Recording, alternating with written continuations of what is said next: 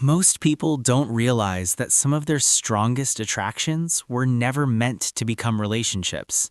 They were never supposed to be confessed, pursued, or even fully understood.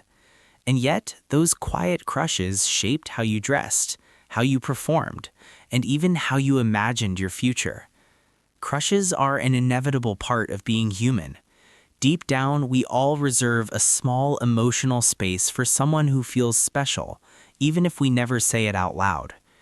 By the end of this, you'll understand why these secret crushes happen, what they reveal about your emotional needs, and how they subtly influence your behavior without you noticing. Let's begin with the stranger.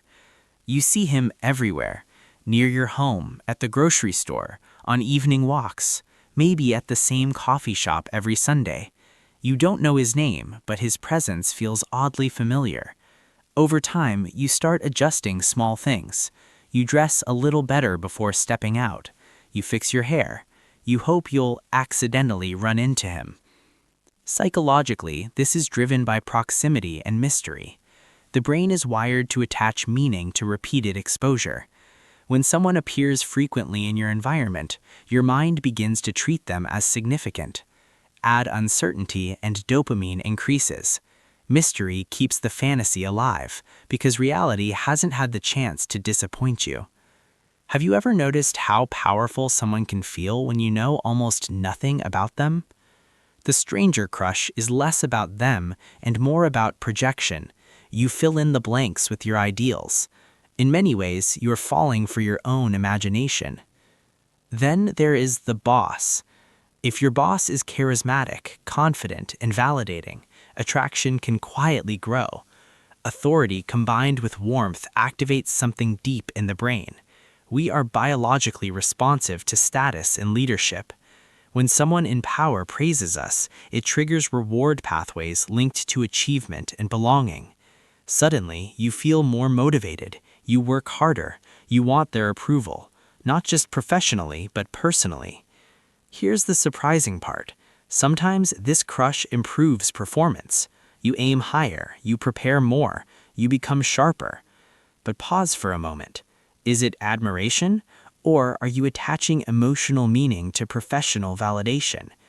The brain often confuses competence with compatibility. Power dynamics amplify attraction because they blend respect, aspiration, and desire. The key is awareness. Without it, boundaries blur quietly. Now consider the brother's friend. This one is intriguing because it sits at the edge of familiarity and risk. You see him often because of your sibling. You share social space. There is built-in trust because he is already connected to your inner circle. Psychologically, familiarity lowers defenses. When someone is pre-approved by family, the brain categorizes them as safe. Safety increases openness. Openness increases attraction. But this type of crush carries tension. What if your sibling disapproves? What if it disrupts family harmony? That tension actually intensifies the feeling. Mild risk increases adrenaline, and adrenaline can feel like attraction. Have you ever wondered why forbidden scenarios feel stronger than ordinary ones? It isn't always about the person. Sometimes it's about the emotional charge of the situation. Then there is the teacher. Teachers guide, support, and encourage growth. They see your potential and push you to improve. In structured environments like schools or colleges, they become authority figures tied to development and validation. Attachment can easily form in such spaces. When someone consistently helps you grow, gratitude and admiration build. The brain associates them with progress and approval. Over time, admiration can blur into a crush. This is not unusual. It reflects a natural response to mentorship. The danger appears when emotional meaning exceeds appropriate boundaries. But there is something deeper here. Often, a crush on a teacher reflects a desire to be seen, guided, and affirmed. It highlights a longing for recognition. Ask yourself this: were you drawn to them as a person or to how they made you feel about yourself? That distinction matters. Now we enter more complicated territory, the best friend's partner. You sit beside your friend as she talks about him. You hear about his kindness, his loyalty, the way he shows up for her. Over time, admiration grows. You are not necessarily attracted to him first. You're attracted to the way he treats her. The brain does something subtle here. It begins associating him with security and emotional availability. You imagine what it would feel like to receive that same care. This type of crush often reflects unmet needs. You are not trying to betray your friend. You are recognizing a quality you deeply want. But there is risk. Comparison creeps in. Envy may follow. And if unexamined, fantasy can distort loyalty. A reflective pause here is important. Are you craving him, or are you craving the kind of love he represents? Awareness protects relationships. Silence without clarity creates inner conflict. Next comes the distant cousin. Family gatherings, festivals, occasional reunions. You only see this person a few times a year, which keeps the interaction fresh. Limited exposure strengthens anticipation. Scarcity increases perceived value. When access is rare, the brain elevates importance.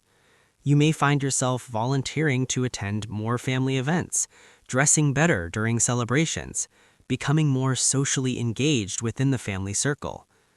This crush often feels innocent because it lives within structured settings, yet it is fueled by novelty and limited access. Interestingly, distance protects the fantasy. You do not see their daily habits, you only see curated moments. Have you noticed how attraction sometimes fades with constant exposure? Scarcity sustains imagination. Finally, there is the co-traveler, a stranger on a flight, someone across from you on a train. For a few hours, your worlds overlap. You exchange glances, maybe a brief conversation. Travel environments heighten emotion. You're already outside your routine. The brain is more open to novelty. Dopamine levels rise in unfamiliar settings. In this temporary bubble, connection can feel intense. You imagine entire stories in minutes. But here's the truth. Part of the magic comes from knowing it will likely end. When there is no long-term consequence, vulnerability feels safer. You can project freely because there's no shared history. The co-traveler crush reminds us how quickly the brain builds narratives. We are storytelling creatures. A smile becomes a possibility. A shared laugh becomes imagined compatibility.